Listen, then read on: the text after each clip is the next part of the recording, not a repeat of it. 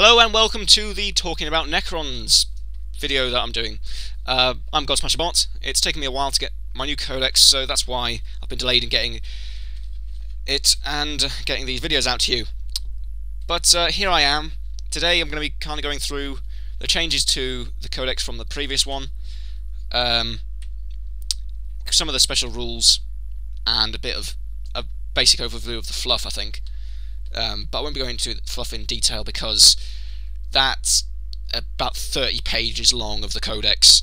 I mean, it's ridiculous how much stuff is in there now.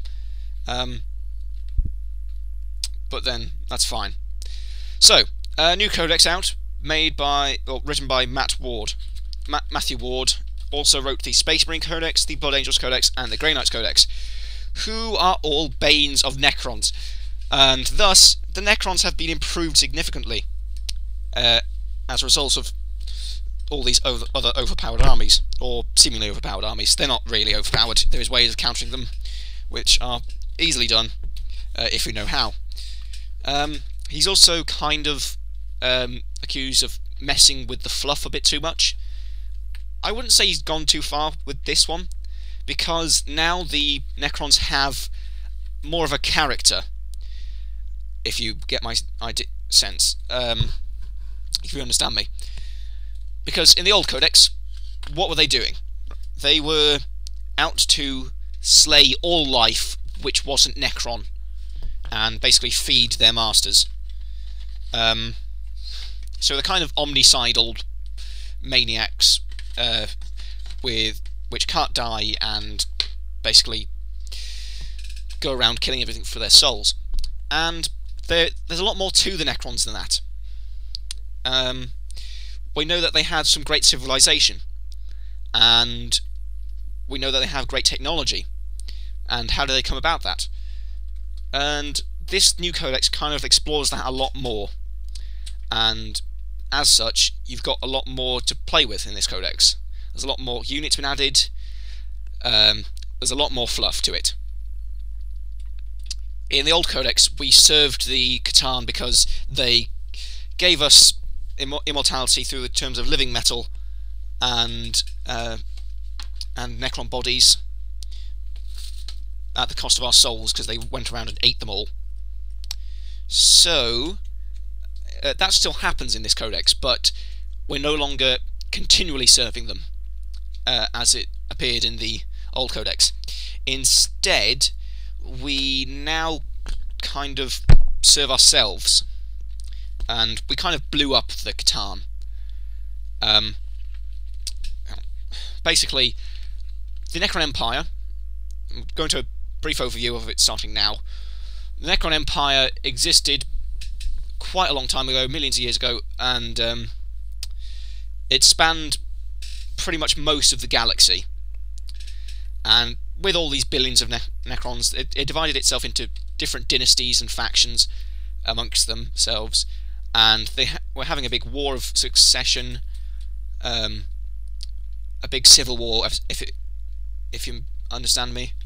And the big emperor of the Necrons, called the Silent King, and his court of other high-ranking Necron officials thought, right, we need to reunite the Necron Empire with a common cause so that we no longer have this civil war going on. And thought, right, let's fight the old ones. And so they thought, right, okay, we're fighting the old ones now. They're kind of difficult because they're living forever, and they just use the web way to just bugger off whenever they want to. And so the Catan came to them saying, oh hey there, we're gods, because we don't die and so forth, and we have amazing powers. The Necrons obviously believed them because of this. The Deceiver spoke to the Silent King and said, right, if you help us defeat the old ones, we'll give you immortality. How's that? And he thought, yeah, sure, go for it. And then every single Necron that existed was put through biotransference to have their mind put into immortal, unresting, unrelenting metal bodies. And so the Necron tier, as they were called as a race, became the Necrons. However, the Silent King realised, oh wait, they're eating all our souls. but too busy to deal with them at that point. He thought, right, now that we've all become immortal, let's go kill the old ones. And so using the kind of protocols that were installed into the Necrons to serve their Pharaon, and didn't have any free will, he set out on a massive campaign, and they basically beat the old ones. And then they thought, right, we don't really want to serve the Catan anymore because they killed all our people, essentially, and drank their souls. So what they did is they turned around to the Catan and shot them in the face. But then, seeing as Catan are immortal star beings, they didn't die, they instead shattered into thousands and thousands of pieces, called Catan shards. And that's how they exist in the new codex. They are shards of their former selves, but still ridiculously powerful because they're, like, almost gods. So, the Necrons got these little devices called Tesseract Labyrinths, which are like gateways to pocket dimensions, which are very hard to escape from. They gathered shards and sealed each one in a Tesseract Labyrinth pocket dimension thing, and when they siphon off them and use them in battle, they put the energy that's stored in one of these labyrinths into a living metal body sort of thing. And then, as they were fighting the Eldar, right before the Necrons went to sleep, they thought, right, we can't rebuild at this point because the universe is too ravaged by war and so forth, so let's go to sleep for 60 million years. And they did. He commanded everyone to go into stasis for 60 million years and then reawaken. And then he disconnected the obedience protocols and so forth that were installed in every Necron. And I think he banished himself into exile for the crimes he committed against his people. And now they're reawakening, and they want to re-establish their empire. And there's a lot more to it than that, but I'll go over that in another video, as I've said, because asked right now. So, now that the Necrons have reawoken, they want to rebuild their dynasties and rebuild their empire. However, seeing as not all Necron worlds are getting up and about at the same time, and some are still dormant in fact, or some have been destroyed through the 60 million years in between their resting time, some dynasties are more prominent than others. I think the Sortek dynasty is the one that's currently got the most power, but there's other dynasties available. Which means that there's a lot more flavour to the Necrons now. They're no longer one mass of faceless, evil, undead drones, like they were. They now have a much richer history to them, and much more character to them, because you can theme them after different dynasties, and employ different tactics, and build an army based on what you believe would be most appropriate to that dynasty. So that's basically the kind of thing I think they went for with the new codex. They thought, right, the old codex is good in terms of its fluff and it's very rich, but the Necrons are kind of faceless and we can't really progress them in any way. So what they did was basically kept part of the old lore, which made sense, and just rehashed it a little. And it's not to say that the events of the old codex aren't happening, because sure, there might be a shard of a Catan somewhere which is making Necrons do stuff as they did in the old codex, and that's fine. Those Necrons probably be encountered by the other Necrons which aren't obedient to the Catan, and reprogrammed and so forth. But now we come to the important part, the new special rules. And I'll be going through all of the special rules and stuff at some point, when I come to the units in a unit-by-unit basis. But at the moment I'm just going to go through the Necron army special rules.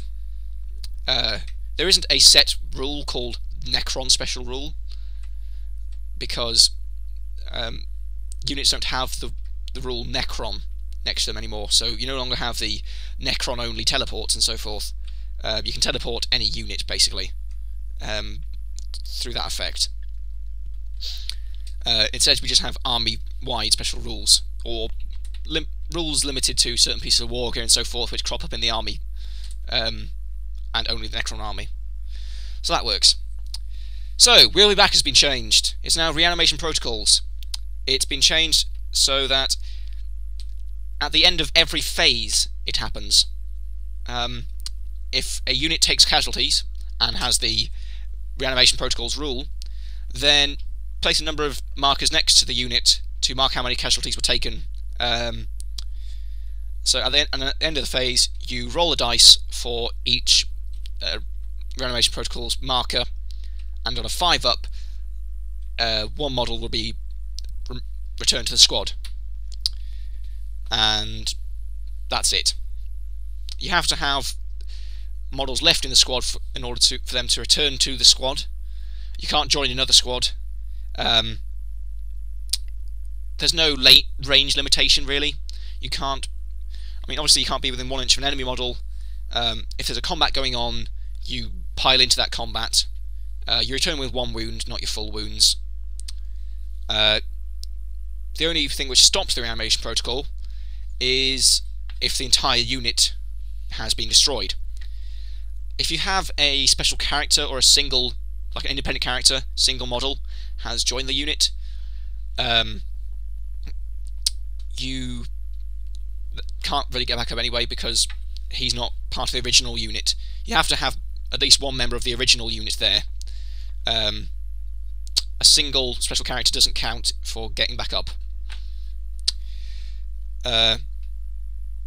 And that's about it really. That's Reanimation Protocols. You get to do it at the end of every phase. So this is the movement phase, the shooting phase, and the assault phase. So basically, it's a kind of 3 times a turn invulnerable save, kind of. Because unless you're falling back, you can always use it. I mean, it says after any morale checks have been made and after fallback moves have been made, if you're eligible to get back up, you can. If you've got any counters there, then that's fine. I should say, sorry, I missed that bit. You can't apply any counters to the unit for reanimation protocols if they're falling back, because they just leave the units behind, and they decide to detonate themselves instead of risking capture. And that's the only real limit to it. Special characters have another thing called Ever Living, whereby they don't need another unit to get back up. Instead, they just place a marker on the battlefield where they fell down if they were defeated, and when they reanimate themselves through Reanimation Protocols rule, they will return to within either to the unit that they were joined to or to within 3 inches of the Ever Living marker that you placed. Can't get back up within 1 inch of an enemy, and if they were locked in combat, then they rejoin that combat and pile in with 1 wound. So, if the returning model cannot be placed for whatever reason, or it has failed, then you remove the counter, and it just dies normally. And that's basically it. Yes, it's a 5-up, but you can do it a lot more often. There's nothing which can deny this save, and there's a few things which can improve it a bit more, like I think the Ghost Arc, which you've seen, the big transport for Necron Warriors, that improves their repair rate a bit more. I'll go through that once I've come to it. And the Resurrection Orb lets you get back up on a 4-up instead of a 5-up, which is quite nice. Yeah, they added reliability to the save instead of easy to make, and so you get it more often and you're guaranteed to get it instead of it being a 4-up. So guaranteed to get it instead of easy to make it is what they went with, which I'm fine with actually. It makes them a lot more durable actually, because you have your armor save, and then you die, and then you can make your reanimation save, kind of. So that works well. I feel I've played it a few times. Necrons generally are a lot more resilient now, because beforehand it was just like, oh, hit them with instant death weapons and power weapons and they won't be able to get back up. Now, doesn't matter what you hit me with, I'm still going to try and repair myself. You just need to roll a lot more 5s. So, that's pretty much all of the new We'll Be Back reanimation protocols rule. One of the other old rules, which has been replaced now, living metal. It now applies to pretty much every Necron vehicle. I think, actually, yeah, every Necron vehicle and the walker that they have. Yes, they have a walker now. Only one of them, but it's a damn good one. So, living metal has been hit severely. As a result, the Necron monolith, it's been dropped in points price. It's now 200 points, not 235. But its other rules have been improved to compensate. It's still armor 14 all round and Blizzard skill 4, but living metal has been severely hit. So, living metal, if a model with this special rule suffers a crew shaken result, you roll a d6, and on a 2-up, the result is ignored. If the model with a special rule suffers a crew stun result, then roll a d6, and on a 4-up, the result is ignored. So a 2-up save to shakens and a 4-up save to stunned results. This is useful if you want to maintain your mobility and your firepower, because I think they changed it in this one so you can move and shoot with your weapons on the monolith, I think including the particle whip, because of something called heavy was added to the vehicle type, and all the other vehicles that you get, they have quantum shielding on them, which is a special rule specific to them. I'll go over that now, because I don't think there's a single vehicle which doesn't get quantum shielding, or which has living metal which doesn't have quantum shielding. Oh no, there's 2 flyers which don't have it, but essentially, quantum shielding, if a vehicle with quantum shielding is hit with a penetrating hit, then quantum shielding is destroyed and it goes back to its basic armor values. Whilst quantum shielding is active, it has an extra 2 armor value on its front and side armors, and with the armor value of pretty much everything but the monolith being 11, 11, 11, that means that with quantum shielding they will be 13, 13, 11, which is very nice. So, with that in mind, we have some very durable units and we have some very durable vehicles. Not as durable in some cases as we thought because of living metal, but seeing as there's more things with living metal now, it makes sense to nerf it a bit, because otherwise you have nigh unkillable transports for troops and so forth, and they're never going to shift off objectives, which means that like if your opponent plays Necrons and the Necrons take a fully mechanized list, which I think you can do now, because special characters can be mounted in a command barge, and you can get troop transports for everything pretty much, and well, yeah, there's vehicles for heavy support. You can do a mechanized Necron force. If you did that and we still applied the old living metal rules, then we'd just be impossible to beat, pretty much, without the enemy just sampling as many strength 8 and upwards weapons as they could possibly fit. So, that's the justification to living metal, because there's a lot more vehicles now and it's applied to every single one of them. It had to be reduced in power significantly. Entropic Strike is another new rule, which only on some units, and it's on some weapons as well, but it's exclusive to the Necron army. any model which suffers one or more unsaved wounds from a weapon or model with Entropic Strike immediately loses its armor save for the remainder of the battle, effectively altering its armor save to dash. So, not really useful on single model unit, on single wound models, I should say, but it's very good at killing characters with lots of heavy armor and so forth. So, for example, Marnius Calgar, he's in Terminator armor, has a 2-up save. Okay, so I think Scarabs gets Entropic Strike. If you throw a bunch of Scarabs at him, through sheer weight of attacks, he might just fail at least one of them. Thus meaning he'll be on like 3 wounds left, say, and have no 2-up save, but still get his infundable save. So basically, they eat away like a big, massive hole in his armor, which is quite funny, because I just have this amazing image of Marnius Calgar running around the battlefield in his pants because his armor has been eaten by Scarabs. However, when Entropic Strike is applied to a vehicle, for each hit a vehicle suffers from a weapon or model with Entropic Strike, roll a d6. For each result of a 4-up, it immediately loses 1 point of its armor value from all facings.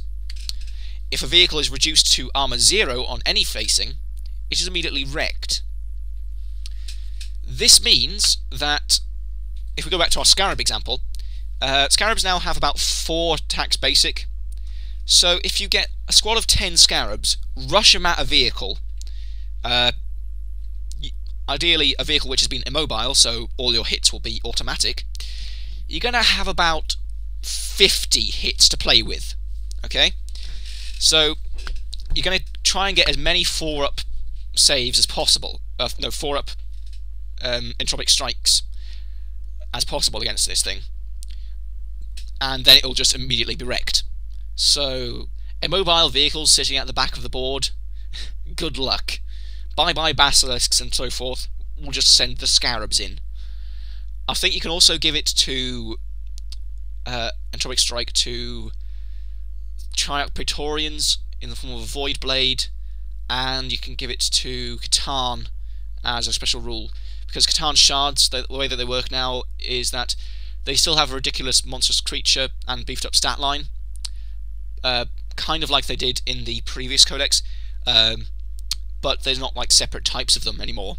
You still have, it's just a generic Catan Shard, because there's a few more Catan that have been mentioned now, so it's just a shard. They don't know from which one really.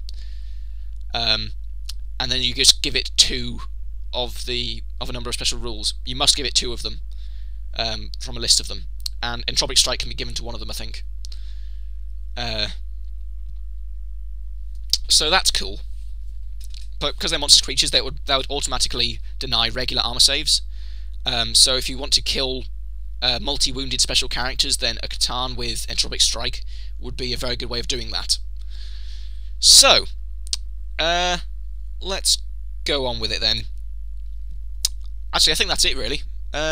We've gone through all the army-wide special rules. I've gone through the fluff a bit to some extent, and this video is now about 23 minutes long, which is going to be a bugger to upload with my bandwidth. So, that'll do for this time. Next time I will be going through some of the war gear, I think.